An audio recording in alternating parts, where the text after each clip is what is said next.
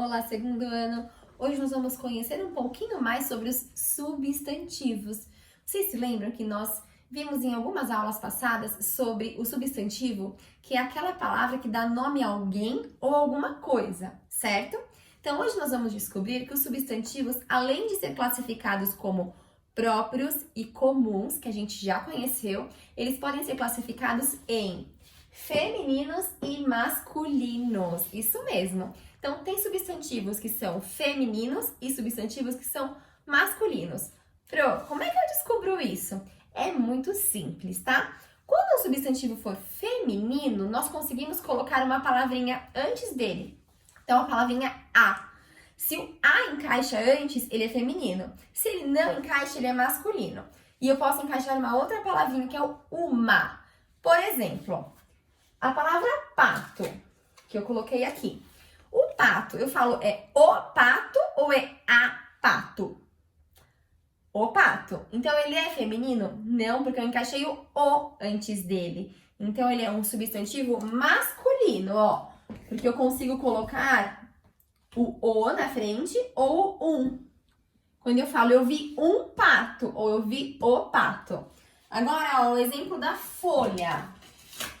Eu vi a folha ou eu vi o folha? Eu vi a folha. Então, se eu consigo encaixar o a ou uma, significa que ele é feminino.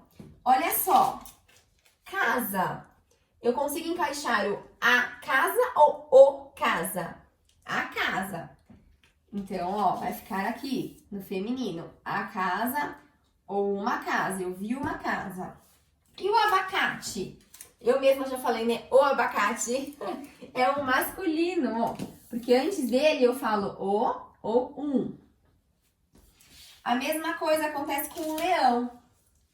Eu vi um leão bravo ou eu vi o leão. Então, eu coloquei o ou eu coloquei o masculino. E a pizza? A ou uma. Pro, e como que funciona a regra quando eu tenho mais do que uma? Por exemplo, eu tenho as canetas. Então, eu tenho mais que uma caneta, tenho canetas.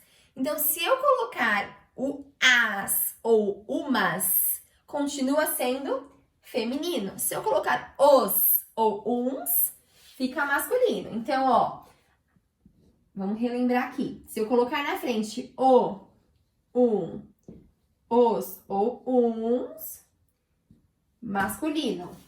Se eu colocar aqui a, uma, as ou umas, fiquei aqui com feminino, certo?